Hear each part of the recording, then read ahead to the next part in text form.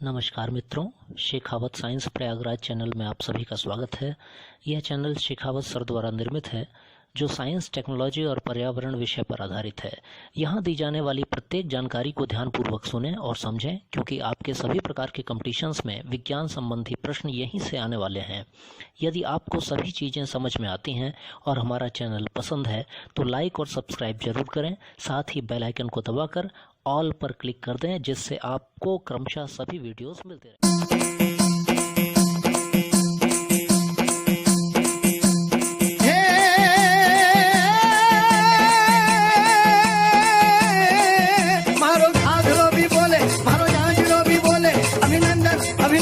अभिनंदन अभिनंदन आओ मारो वीर योद्धा।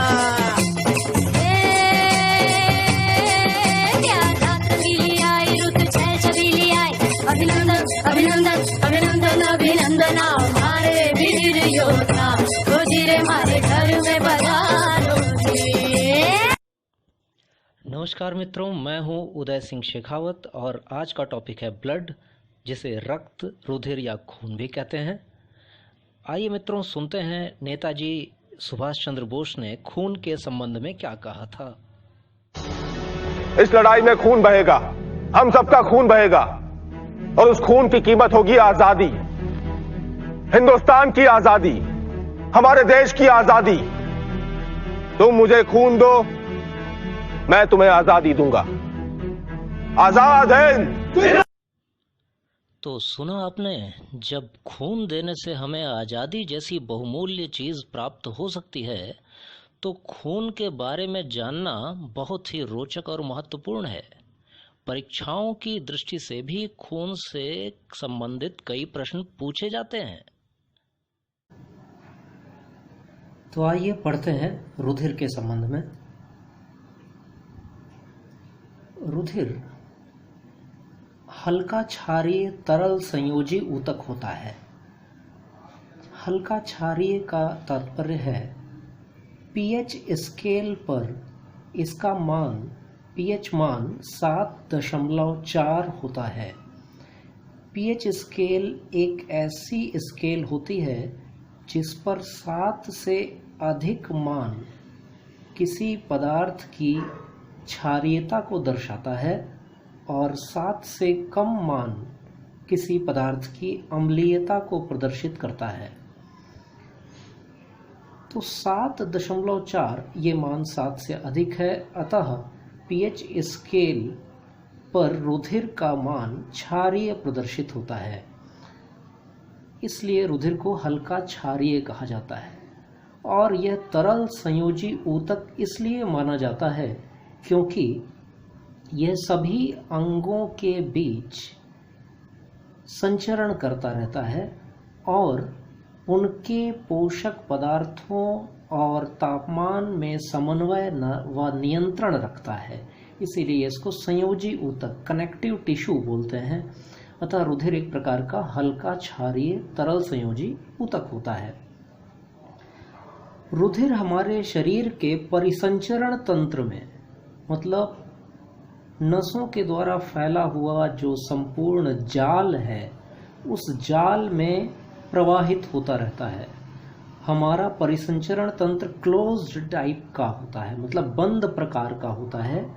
बंद प्रकार का परिसंचरण तंत्र से तात्पर्य है कि हमारा रुधिर नसों में बंद रहकर धमनियों और शिराओं के माध्यम से प्रवाहित होता है। हमारे शरीर में रुधिर की मात्रा हमारे शरीर के कुल भार की 7 से 8% होती है। और यदि बात करें परिसंचरण तंत्र की, तो हमारे शरीर में खून के दौड़ने का जो पूरा सिस्टम है, परिसंचरण तंत्र है, उसकी खोज वैज्ञानिक विलियम हार्वे द्वारा सन 1628 ईस्वी में की गई थी। अब मित्रों देखते हैं रुधिर के कितने भाग होते हैं, अर्थात रुधिर किन किन चीजों से मिलकर बना होता है। तो अगर बात करें तो रुधिर दो पदार्थों से, मुख्य रूप से दो पदार्थों से मिलकर बना होता है। एक है प्लाज्मा और दूसरा रक्त कणिकाएं। प्लाज्मा पूरे रुधिर का 55% भाग बनाता है, जबकि रक्त कणिकाएं 45% भाग बनाती हैं। प्लाज्मा में 2 प्रकार के पदार्थ पाए जाते हैं, एक तरल और दूसरा ठोस। तरल पदार्थ के अंतर्गत जल आता है और जल की मात्रा 90 से 92% होती है, जबकि ठोस पदार्थों में केवल 8 से 10% पदार्थ ही आते हैं। ये 2 प्रकार के होते हैं, एक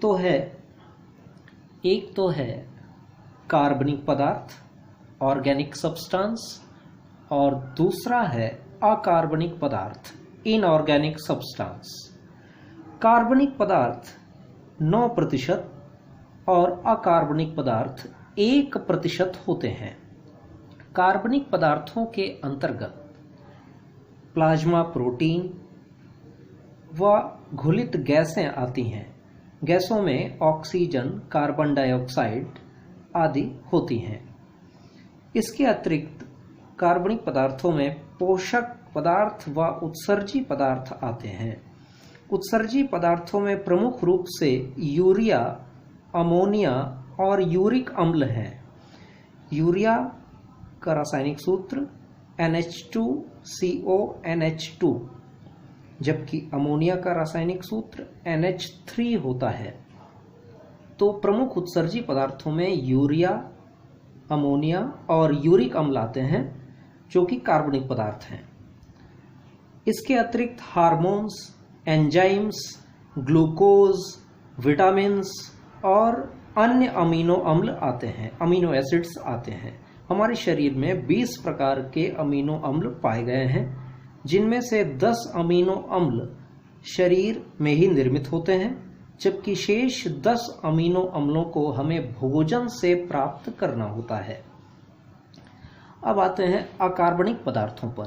तो अकार्बनिक पदार्थों में देखें तो सोडियम, पोटेशियम, कैल्शियम, मैग्नीशियम के क्लोराइड्स और फॉस्फेट्स। इसके अतिरिक्त सोडियम बाइकार्बोनेट, जिसका रासायनिक सूत्र होता है NaHCO3, और आयरन तथा आयोडीन, ये अकार्बनिक पदार्थों के अंतर्गत आते हैं। यदि रक्त कणिकाओं की बात करें तो 3 प्रकार की रक्त कणिकाएं पाई जाती हैं। सबसे पहले रुधिर में आरबीसी की बात करते हैं। तो आरबीसी मतलब रेड ब्लड कार्पसेल्स, मतलब लाल रुधिर कणिकाएं। इनको एरिथ्रोसाइट्स भी कहा जाता है। एरिथ्रोसाइट्स इनका अन्य नाम है और इनका जीवन काल लगभग 120 दिन होता है। ये 10 दिन अधिक व 10 दिन कम भी हो सकता है, परंतु इसका एक औसत जीवन काल 120 दिन होता है। इसके अतिरिक्त आगे देखें तो आरबीसी का निर्माण मतलब लाल रुधिर कणिकाओं का निर्माण लाल अस्थि मज्जा में होता है। लाल अस्थि मज्जा को रेड बोन मैरो कहते हैं।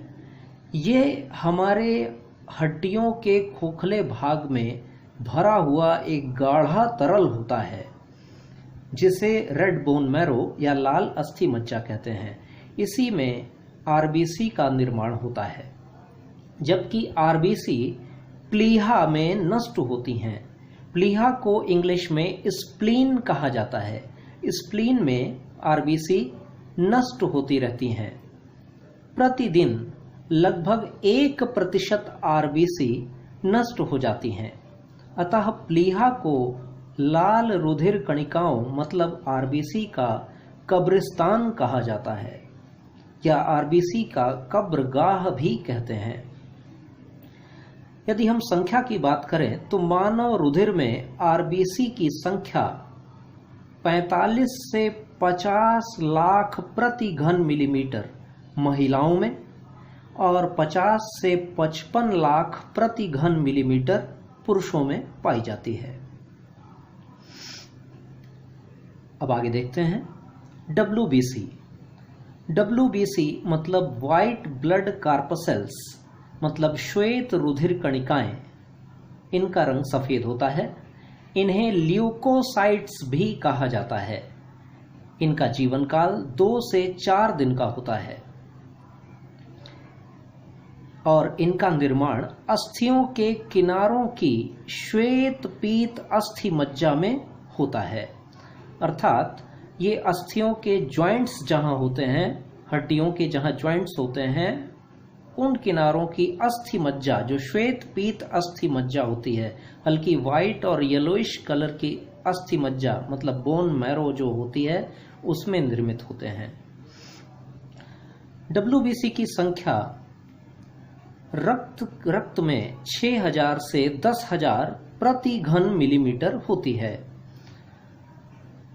और इन्हें शरीर की सेना कहा जाता है, क्योंकि ये बाह्य हानिकारक जीवाणुओं एवं विषाणुओं से लगातार लड़कर शरीर की प्रतिरोधक क्षमता को बनाए रखते हैं और शरीर को सुरक्षा प्रदान करते हैं। अतः इसे शरीर की सेना भी कहते हैं। Army of the body WBC के प्रकार की बात करें तो ये 2 प्रकार की होती हैं, कणिकामय और कणिका रहित। कणिकामय को इंग्लिश में ग्रेन्युलोसाइट्स कहते हैं, जबकि कणिका रहित WBC को एग्रेन्युलोसाइट्स कहा जाता है। कणिकामय WBC 3 प्रकार की होती हैं। कौन कौन सी? एक होती है इओसिनोफिल्स। इनके बढ़ जाने पर इस्नोफीलिया हो जाता है। इस्नोफीलिया में व्यक्ति को बार बार जुखाम होता रहता है। सर्दी जुखाम से व्यक्ति बार बार परेशान होता रहता है। ये इन्हीं इस्नोफिल्स के बढ़ जाने के कारण ऐसा होता है। अगली कणिका में WBC है बेसोफिल्स। बेसोफिल्स हमारे शरीर की एलर्जी से रक्षा करती हैं और हिस्टामिन तथा सेरोटोनिन जैसे पदार्थों का स्रावण करती हैं। स्रावण करना मतलब निकालना। न्यूट्रोफिल्स, तीसरी कणिका में WBC है न्यूट्रोफिल्स। न्यूट्रोफिल्स का कार्य हानिकारक जीवाणुओं को नष्ट करना होता है। अगला कणिका रहित WBC मतलब एग्रेन्युलोसाइट्स। ये 2 प्रकार की होती हैं, मोनोसाइट्स और दूसरी लिम्फोसाइट्स। मोनोसाइट्स जो होती हैं ये बड़े बड़े हानिकारक जीवाणुओं को या सूक्ष्म जीवों को खा करके नष्ट कर देती हैं। मतलब ये भक्षकाणु क्रिया करती हैं, भक्षण का कार्य करती हैं, इसलिए इस प्रक्रिया को फैगोसाइटोसिस भी कहते हैं। तो मोनोसाइट्स जो है जीवाणुओं को, हानिकारक जीवाणुओं को खाकर नष्ट करने का कार्य करती हैं। इसके अतिरिक्त लिम्फोसाइट्स की बात करें तो लिम्फोसाइट्स हमारे शरीर में प्रतिरक्षी बनाने का कार्य करती हैं, अर्थात एंटीबॉडीज का निर्माण करने का कार्य करती हैं। तीसरी कणिकाओं की बात करें तो प्लेटलेट्स आती हैं। इनमें रुधिर प्लेटलेट्स, इनका अन्य नाम थ्रोम्बोसाइट्स भी होता है। थ्रोम्बोसाइट्स की संख्या मतलब रुधिर प्लेटलेट्स की संख्या 2 से 5 लाख प्रति घन मिलीमीटर होती है। अर्थात रुधिर में इनकी संख्या 2 से 5 लाख प्रति घन मिलीमीटर होती है। इनका जीवन काल औसतन 7 से 10 दिन होता है। सामान्य रूप से इसे 1 सप्ताह का माना जाता है। इनका प्रमुख कार्य रुधिर का स्कंदन करना होता है। रुधिर का स्कंदन करना मतलब रक्त का थक्का बनाना। यदि हमें चोट लग जाती है या घाव हो जाता है तो वहां पर एक पपड़ी नुमा रक्त का थक्का जम जाता है, जिसे ब्लड क्लॉटिंग कहते हैं, और ये प्रक्रिया हिंदी में रुधिर स्कंदन कहलाती है, जिससे कि रक्त का बहना बंद हो जाता है। और धीरे धीरे घाव की क्षतिपूर्ति होने लगती है। आगे देखें मित्रों, रक्त कणिकाओं का बस इतना ही कार्य नहीं होता। रक्त कणिकाएं मतलब ब्लड कार्पसेल्स इसके अलावा अन्य कई कार्य करती हैं। इनके अन्य कई महत्वपूर्ण कार्य हैं। आइए इन पर एक बार दृष्टि डालते हैं। जैसे आरबीसी रेड ब्लड कार्पसेल्स, लाल रुधिर कणिकाएं, इनकी बात करते हैं तो लाल रुधिर कणिकाओं के कुछ अन्य प्रॉपर्टीज या कुछ अन्य गुण इस प्रकार हैं। पहाड़ी क्षेत्रों के निवासियों में आरबीसी की संख्या में 30% की वृद्धि पाई जाती है। ऐसा इसलिए क्योंकि पहाड़ी स्तर पर, पहाड़ी क्षेत्रों में ऑक्सीजन की कमी हो जाती है और आरबीसी अपनी संख्या में वृद्धि करके, विभाजन के द्वारा अपनी संख्या में वृद्धि करके ऑक्सीजन की पूर्ति करने का प्रयास करती है। इसलिए पहाड़ी क्षेत्रों में रहने वालों के खून में लाल रुधिर कणिकाओं की संख्या में 30% की वृद्धि पाई जाती है। इसके अतिरिक्त जब मनुष्य को कोई भावनात्मक परेशानी होती है या वो मेहनत का कार्य कर रहा होता है, तब भी शरीर में आरबीसी की संख्या में वृद्धि हो जाती है। आरबीसी की संख्या में होने वाली असामान्य वृद्धि को पॉलीसाइथीमिया कहते हैं। पॉलीसाइथीमिया यह शरीर में असामान्य आरबीसी की वृद्धि को दर्शाती है। यदि आरबीसी की या हीमोग्लोबिन की शरीर में कमी हो जाती है तो इसे रक्ताल्पता या एनीमिया कहा जाता है। विटामिन B12 और विटामिन B9, विटामिन B12 का वैज्ञानिक नाम साइनोकोबालामिन है और विटामिन B9 का वैज्ञानिक नाम फॉलिक एसिड है।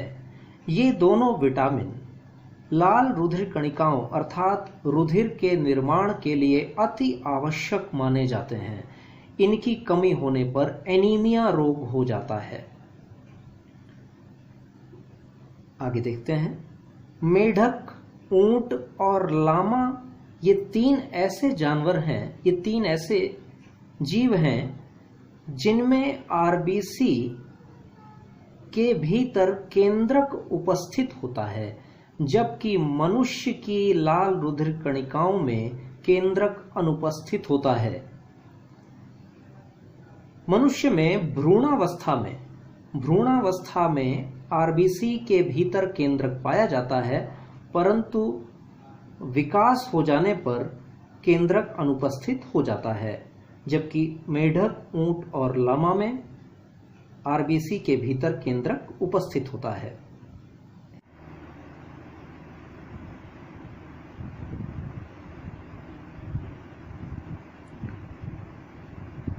सोते समय आरबीसी की संख्या में 5% की कमी हो जाती है, अर्थात हमारे सोने पर आरबीसी की मात्रा 5% गिर जाती है।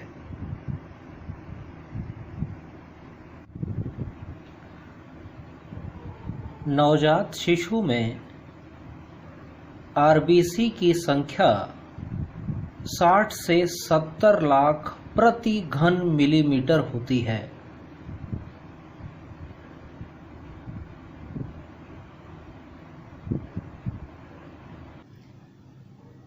हमारे खून का लाल रंग हीमोग्लोबिन के कारण होता है। हीमोग्लोबिन एक वर्णक पदार्थ है। यह हीम नामक आयरन और ग्लोबिन नामक प्रोटीन से मिलकर बनता है। हीमोग्लोबिन की कमी हो जाने पर भी एनीमिया हो जाता है। हीमोग्लोबिन ही शरीर में ऑक्सीजन का परिवहन करता है। यह एक ऐसा पदार्थ है जो रक्त में ऑक्सीजन को एक स्थान से दूसरे स्थान तक ले जाता है। हीमोग्लोबिन का एक अणु ऑक्सीजन के लगभग 4 अणुओं को अपने साथ ले जा सकता है। आरबीसी के निर्माण को प्रेरित करने वाला जो हार्मोन होता है वह एक वृक्क हार्मोन है, मतलब किडनी से स्रावित होने वाला हार्मोन है जिसे एरिथ्रोपोएटिन कहते हैं। एरिथ्रोपोएटिन हार्मोन ही हमारी अस्थि मज्जा को आरबीसी के निर्माण के लिए प्रेरित करता है। आइए अब डब्ल्यूबीसी की बात करते हैं, मतलब श्वेत रुधिर कणिकाओं की बात करते हैं। इनमें यदि शरीर में असामान्य कमी हो जाती है, यदि डब्ल्यूबीसी में असामान्य रूप से कमी देखी जाती है तो इसे ल्यूकोपीनिया कहते हैं।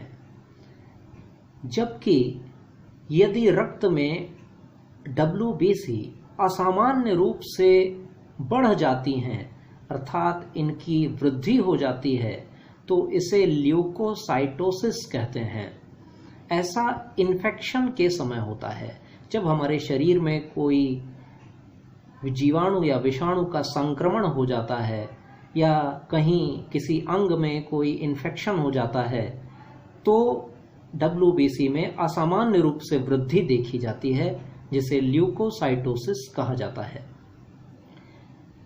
यदि इनके नष्ट होने की बात करें तो ये योद्धा कणिकाएं होती हैं, लगातार जीवाणुओं और विषाणुओं, प्रोटोजोआ आदि से लड़कर हमारे शरीर की रक्षा करती रहती हैं। प्रतिदिन डब्ल्यूबीसी 30% की संख्या में नष्ट होती रहती हैं। हमारे शरीर में घाव से जो पस या मवाद निकलता है वो और कुछ भी नहीं बल्कि मृत डब्ल्यूबीसी होती हैं, मरी हुई डब्ल्यूबीसी होती हैं, जो जीवाणुओं और हानिकारक विषाणुओं से लड़कर अपने प्राण गंवा चुकी होती हैं। इनमें केशिका पारण की क्षमता पाई जाती है, इसे इंग्लिश में डायपेडेसिस कहते हैं। केशिका पारण से तात्पर्य होता है कि कभी कभी डब्ल्यूबीसी हमारे रुधिर से ऊतकों में चली आती हैं और ऊतकों में इनका जमाव हो जाता है, जिससे कील या मुहासे या फोड़े या फुंसी बन जाते हैं और उस स्थान का तापमान में वृद्धि हो जाती है, उस स्थान के तापमान में थोड़ी वृद्धि हो जाती है, वो शरीर का वो भाग लाल हो जाता है। तो ऐसा कील मुहासे में आपने देखा होगा। तो डब्ल्यूबीसी केशिका पारण के द्वारा ऊतकों में चली आती हैं और ऊतकों में आकर के इनका जमाव हो जाता है, जिससे त्वचा का वह भाग लाल और गर्म हो जाता है। यह क्रिया डायपेडेसिस कहलाती है।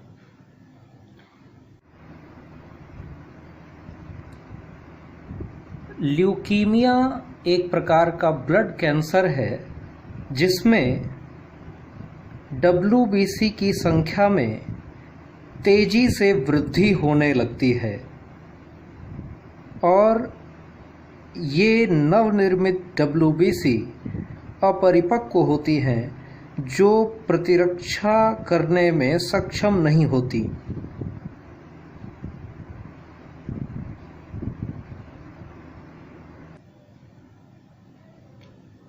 अब यदि हम टीएलसी और डीएलसी की बात करें तो टीएलसी का मतलब होता है total leucocyte count.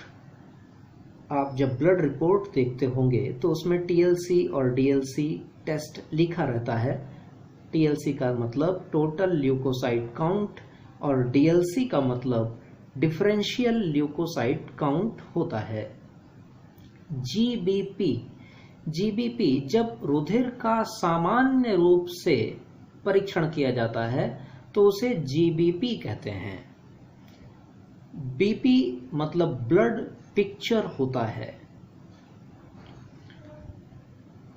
Lymphocytes WBC का ही एक प्रकार है। ये हमारे शरीर में एंटीबॉडीज या प्रतिरक्षी का निर्माण करती हैं। ये 3 प्रकार की होती हैं, बी लिम्फोसाइट्स, टी लिम्फोसाइट्स और के लिम्फोसाइट्स, जिनमें के लिम्फोसाइट्स किलर लिम्फोसाइट्स कहलाती हैं, मतलब मारक लिम्फोसाइट्स कोशिकाएं कहलाती हैं। प्लेटलेट्स की बात करें तो जब किसी मनुष्य को मादा एडीज मच्छर द्वारा काटा जाता है तो मादा एडीज मच्छर के काटने पर व्यक्ति को संभवतः डेंगू हो जाता है। आवश्यक नहीं है कि मादा एडीज मच्छर काटे और डेंगू ही हो जाए, लेकिन फिर भी जिस मादा एडीज मच्छर की लार में फ्लेवी विषाणु पाया जाता है वह डेंगू का कारक होता है। तो डेंगू की अवस्था में, डेंगू बुखार की अवस्था में खून में प्लेटलेट्स की संख्या में भारी कमी हो जाती है, इनमें भारी गिरावट देखी जाती है। यदि प्लेटलेट्स की संख्या बहुत कम हो जाए तो व्यक्ति की मृत्यु भी हो सकती है। वास्तव में प्लेटलेट्स का कार्य रुधिर का थक्का जमाने का कार्य होता है। यह किस प्रकार थक्का जमाती हैं देखते हैं। प्लेटलेट्स और क्षतिग्रस्त ऊतकों से दो प्रकार के पदार्थ मुक्त होते हैं, थ्रोम्बोप्लास्टिन और थ्रोम्बोकाइनेज।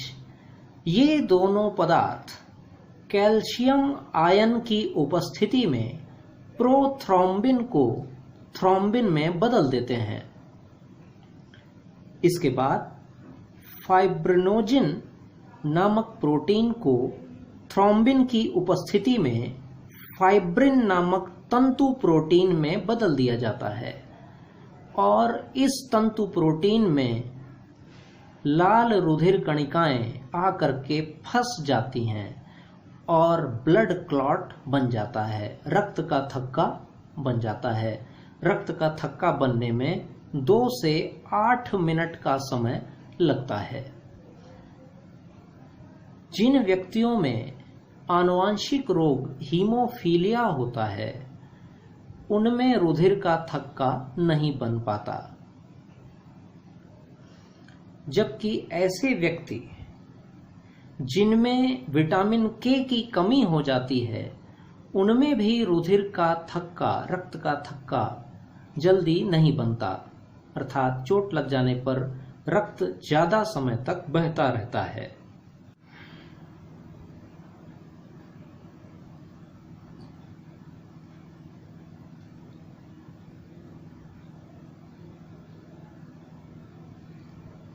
आइए अब चर्चा करते हैं कुछ महत्वपूर्ण व रोचक तथ्यों पर। रक्त का थक्का जमने के बाद जो थक्के के किनारे किनारे हल्के पीले रंग का द्रव जम जाता है, उस बचे हुए पीले रंग के द्रव को सीरम कहते हैं। दूसरा पॉइंट, रुधिर के अध्ययन को रुधिर विज्ञान या इंग्लिश में हीमेटोलॉजी कहा जाता है। तीसरा पॉइंट, मानव शरीर में रुधिर की औसत मात्रा 5 लीटर होती है। रुधिर की उत्पत्ति को हीमोपोएसिस और आरबीसी की उत्पत्ति को एरिथ्रोपोएसिस कहा जाता है।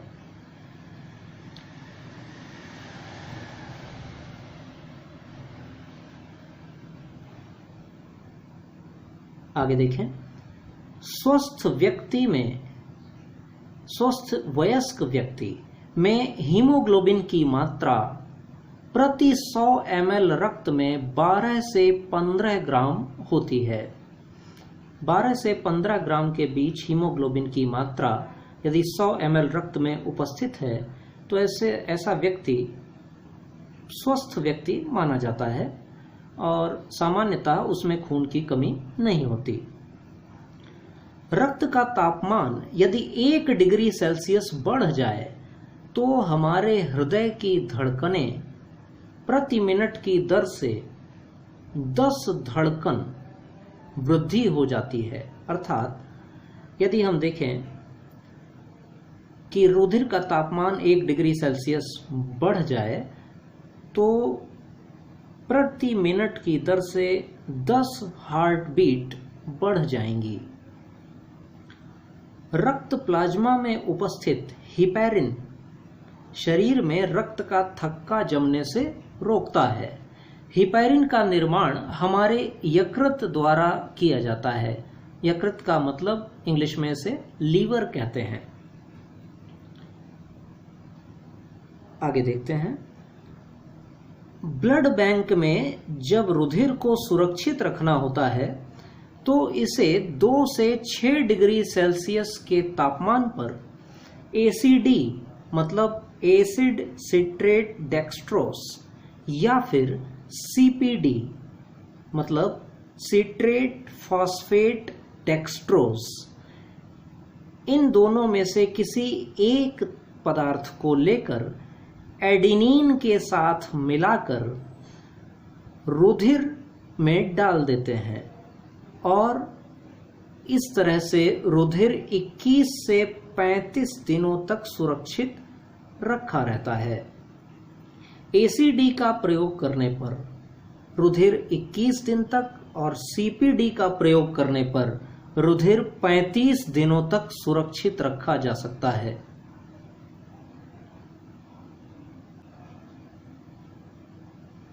तो मित्रों, आज के लिए बस इतना ही। अब इजाजत दें। नमस्कार।